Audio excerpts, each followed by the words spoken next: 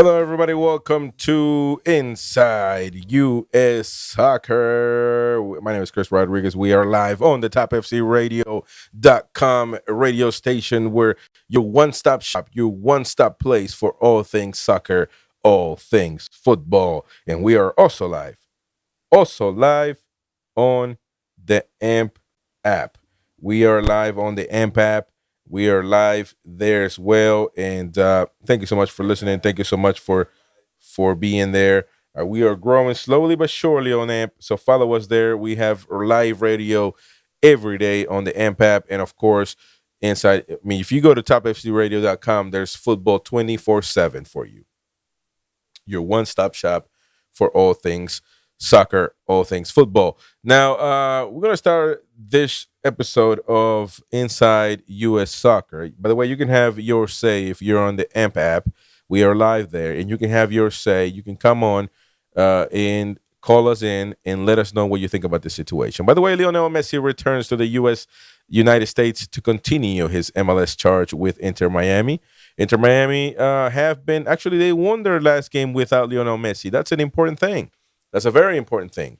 Now, Lionel Messi returned to duty for Inter Miami in Florida after a short trip with the Argentina national team. By the way, 6 out of 6 points for Messi, beating none other than Bolivia, and also beating Ecuador at home. So that's a pretty good deal. What's happening right now for Argentina, Brazil as well, beating their counterparts, and they got it done. Now let's talk about U.S. soccer here.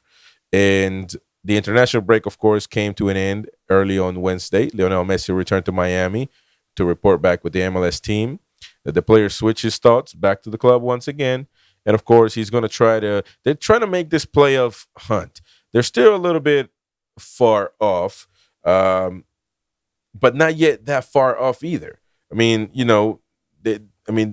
they're still technically at the bottom of the table, but points-wise, it's still very reachable for Inter Miami. They're 14 right now on the Eastern Conference, and so they're going to have to do a lot of work.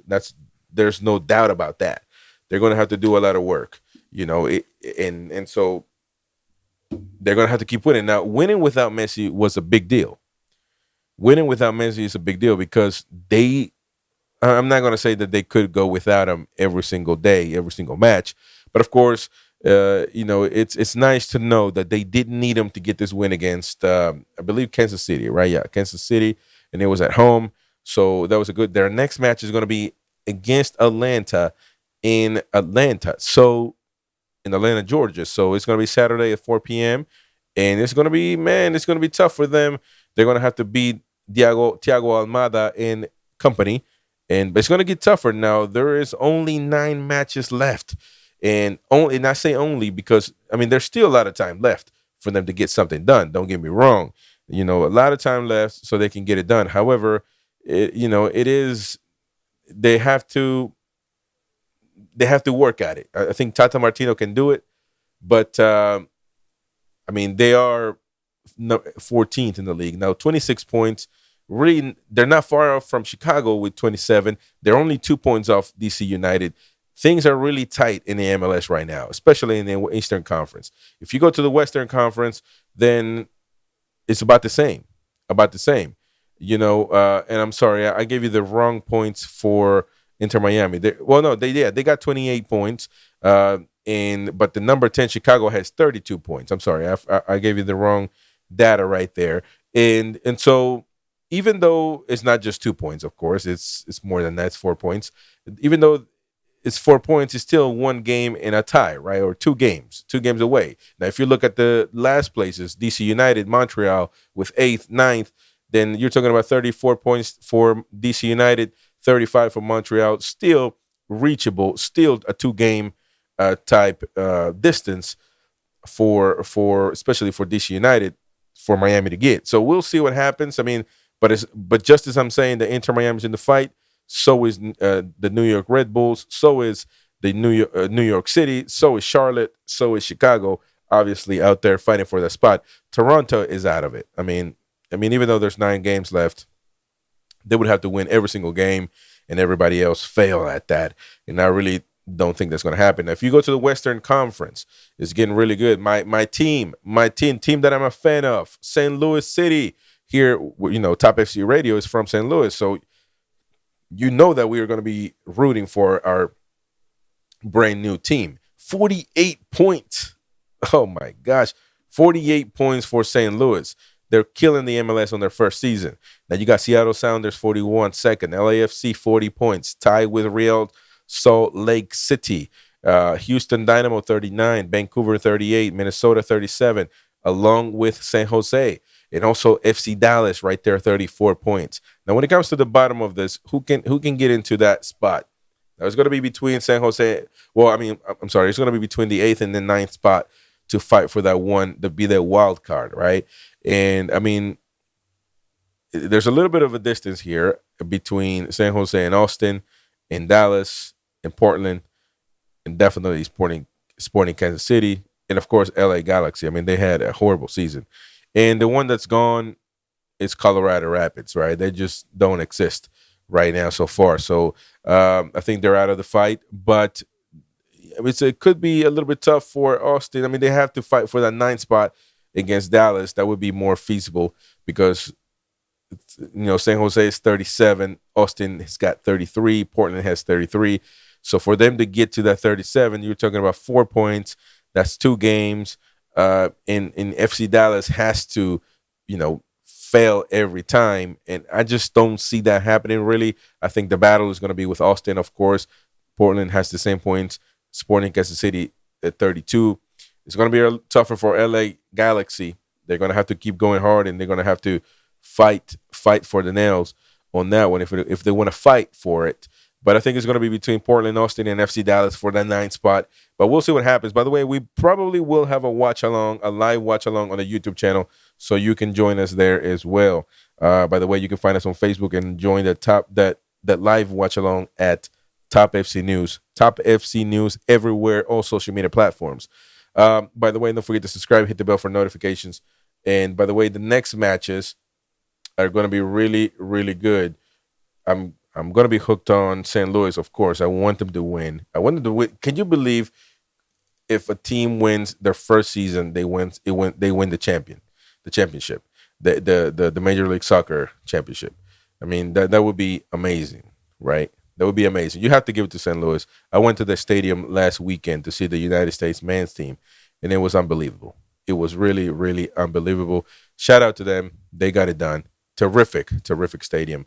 By the way, if you're on YouTube, don't forget to subscribe, hit the bell for notifications, and activate the bell. That way you don't miss out on any more news here on topfcradio.com. So let's talk about the U.S. men's national team, man. Okay. Boy, oh boy, oh boy. What have we learned from the U.S. men's national team's performances versus Uzbekistan and Oman? These two teams, footballistically talking about, I don't even know if that's a word, but they don't exist in the football world, right? But they are, Uzbekistan just scored 3 goals against Mexico, even though that is a poor Mexican team, but you figure they would be more talented and more cautious to get the game through and win it, but they didn't. And so Oman, we beat them. Not consistently. That's the thing, that we didn't.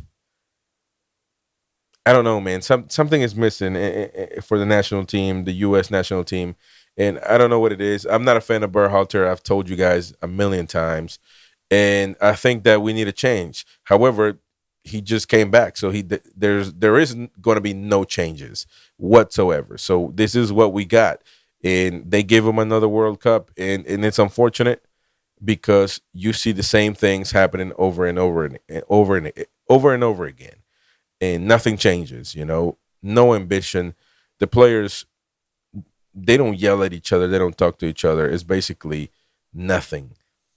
Heartless is what I would say the U.S. men's national team is right now. Heartless, because they don't talk to each other. It's nothing. And again, I'm not sure what the fix is at this point, because Berhalter is not going anywhere. And I wish Listen, I wouldn't be against. Look, if they made the dumb decision to bring him in, they could make I guess, the dumb decision to kick him out. I don't think it's going to happen. Obviously, I'm just daydreaming out here. But the way they beat Oman, I mean, I don't know what's going on with journalists, narrators, commentators, pundits, however you want to call them. I'm one of them included, but I don't know what's going on with everybody else. Like the goal of Brendan Harrison, terrific guy, terrific goal, but they called it a wonderful stunner of a free kick. I mean, are you kidding me? It bounced off somebody and it went in. It's I don't understand it. I don't understand it. And as far as we can see right now, the U.S. team, it is what it is. Is it? We have a lot of players. To be honest, we have the talent. We have the talent, and we can do better. That's one thing. That's 100%. We can do better. And so we're just gonna have to keep practicing. Berhalter, he is who he is, and it's that.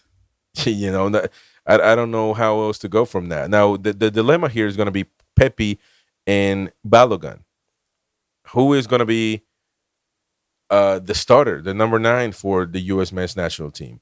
Pepi, every time he comes in, he scores. Every time he comes in, he scores.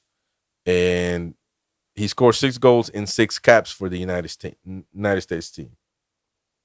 Uh,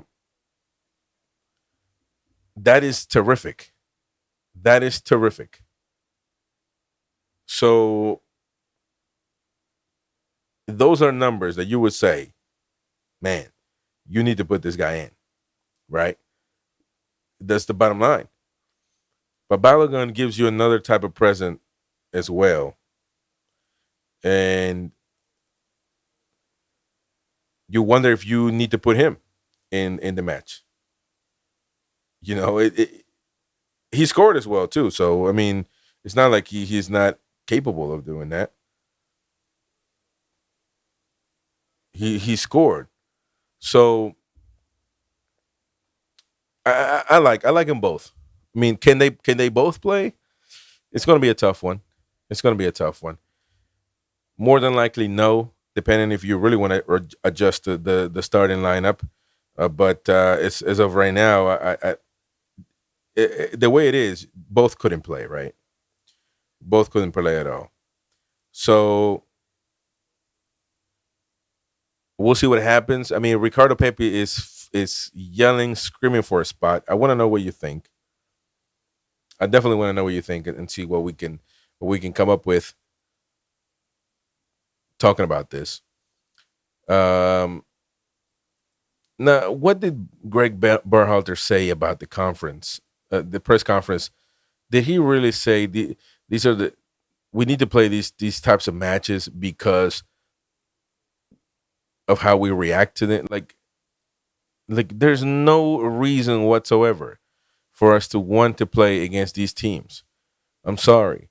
And I know that in October we're going to have a really good match against Germany in Connecticut.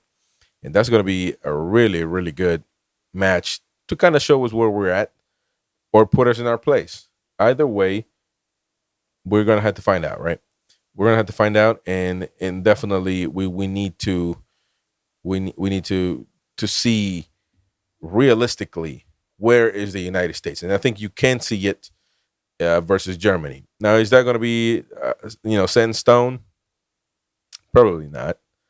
Probably not because I don't know. I mean, Japan beat Germany and really bad, and I don't think that if they play 10 times over, that's going to happen again. So you got to take it one step at a time. You have good players as well for the United States that have been playing good, and I will say that Serginho Dest has had a better impact. I watched him live last weekend against Uzbekistan in St. Louis, and he looked really good. He looked really good. Also, Musa. Musa is unbelievable. I really like him. He's a terrific six, and he's going to be around for a long time. So he's going to be. Tyler Adams is good as well. He is missing, but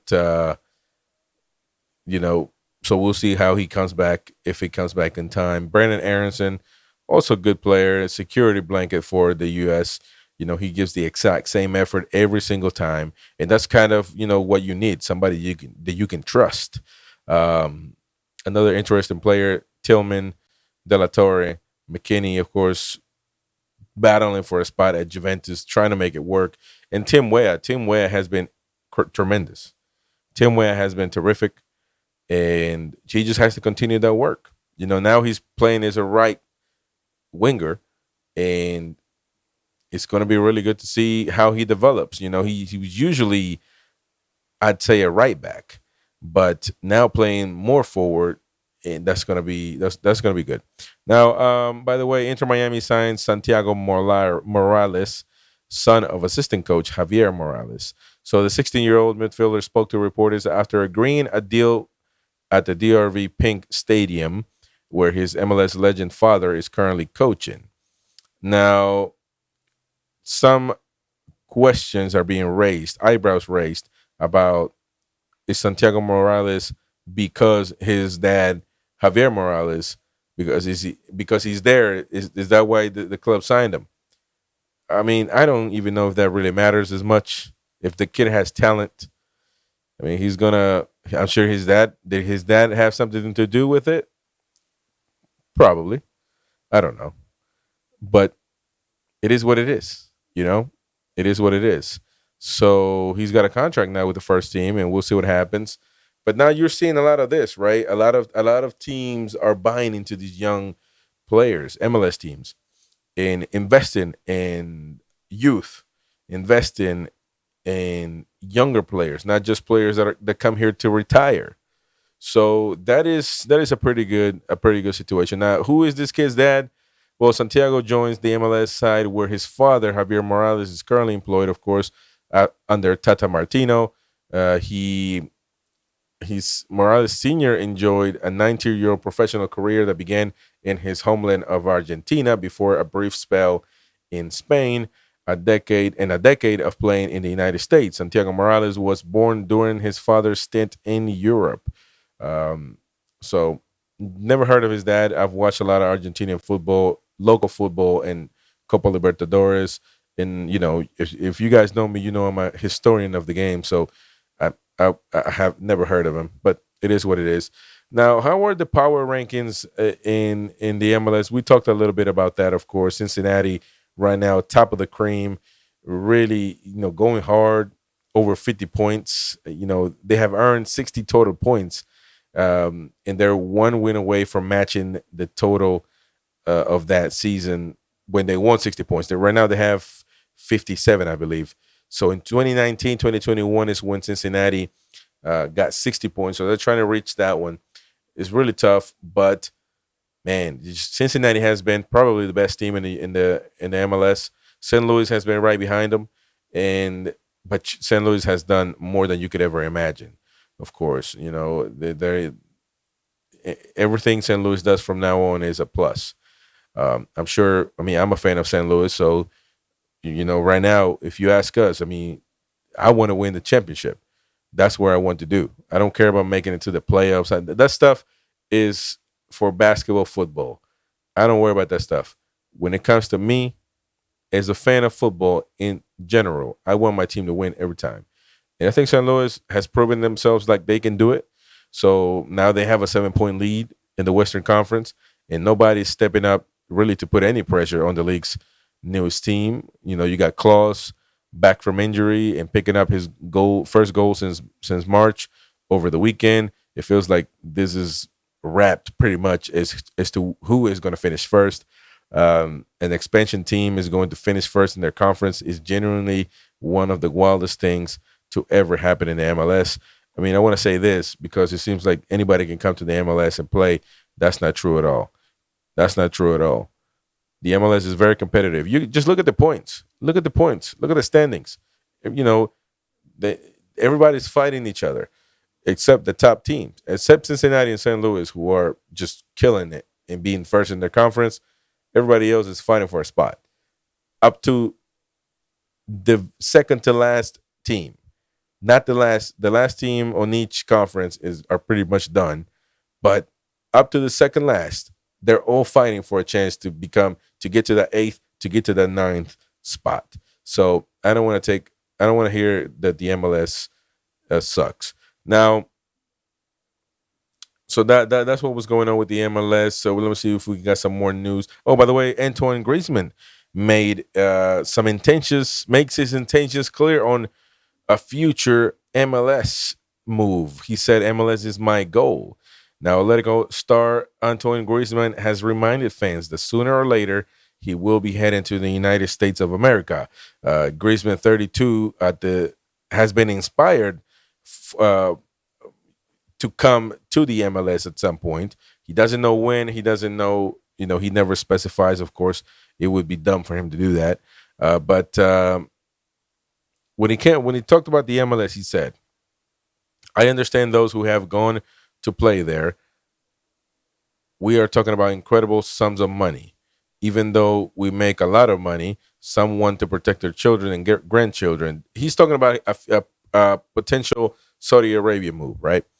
And when they asked him about that, so he said, "Yeah, they offer a lot of money. Some want to protect their children and grandchildren, and that seems normal to me. They will have the obligation to play well or show all their talent." Is he continue with that? He said, "It's not an easy decision to make," and he ended, "The MLS is still my goal." So I think anybody in their right mind would want to live in the MLS. Other than people like Muslims, etc., I understand that though they have a different mentality, so they rather probably go to the Middle East. But some people, maybe from the Western side, from Europe, from South America, from Central America, Northern America, they would rather play in the MLS. So I think that's where it's going to go. Now, so he said, "Could I go? I have a family and 3 children. It's not an easy decision to make, but as you know, MLS still my goal." So, I mean, Griezmann is a major NBA fan, shouldn't have said basketball at the end, and has often spent summer holidays in the U.S. enjoying the culture. Currently, he has a deal until 2026, and it seems hard to really picture him out of the Metropolitano while he is at the peak of his powers. Now, he is not at the peak per se. He's on a down rant, coming down from what he was. Now, if he still has ambitions to make a 2026 World Cup, it would be likely benefit to him to remain in Europe for right now. Now, before perhaps making the jump to the Major League Soccer, it could be after the World Cup. Maybe by that point, Griezmann he will be 35, so you got to keep an eye on that. But other than that, he would be perfect. He would be perfect for an MLS team. I mean, he looks like a type that would be into LA, Miami, etc. So, that's kind of what I see at this point. But anyways, that is it for this episode of Inside US Soccer. Thank you so much for listening. Thank you so much for watching. If you're watching, if you're on YouTube, etc. Thank you so much to everybody that's been listening on the AMP app. You can follow us on YouTube, TikTok, Twitter, Instagram, Facebook. On the AMP app, it's powered by Amazon, owned by Amazon. So they're putting all their efforts to grow this app. We're on it along with the growth of this wonderful app, radio station app. And of course, you can follow us on topfcnews.com. Follow us anywhere social medias. Our handle is Top FC News. Thank you so much for listening. Thank you so much for watching. My name is Chris Rodriguez. We'll see you or hear you next time.